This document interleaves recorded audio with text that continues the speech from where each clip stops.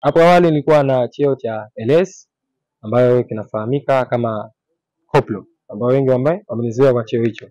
Kwa hiyo sasa nashukuru Mwenyezi Mungu nilipata uteule mpya na kuwa na cheo ambayo kinajulikana kama PO.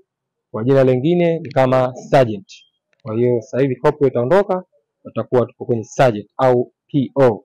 Nikipenda sana wanatumia PO. Kwa hiyo mimi kama mpiganaji au kama mwanajeshi nitaendelea kutekeleza majukumu yangu vizuri na kuendelea kuipigania nchi yangu, lakini pia kuipigania kikosi changu katika kutangaza, na pia kuendelea kuonesha fursa kwa wenzangu ambao wapo hapa KM. Kubwa ambacho napenda kuahidi, nitaendelea kuipambania nchi yangu katika majukumu yangu katika swala la michezo na kulipigania taifa langu, kwa sababu kama sasa hivi tuna michezo ya kufuzu World Cup.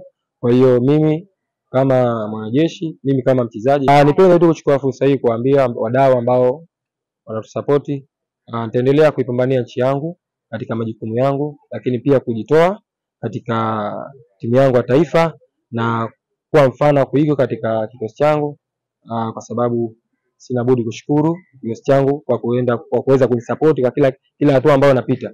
Wao wamekuwa wapo bega na bega na mimi katika kutekeleza majukumu yangu. Kwa hiyo nipende kutoa shukrani zangu za dhati wao, lakini mimi nitaendelea kupambania nchi yangu katika majukumu yangu. Na sasa nimepata morali mpya katika uteuzi, kwa hiyo nitaendelea kuipambania nchi yangu.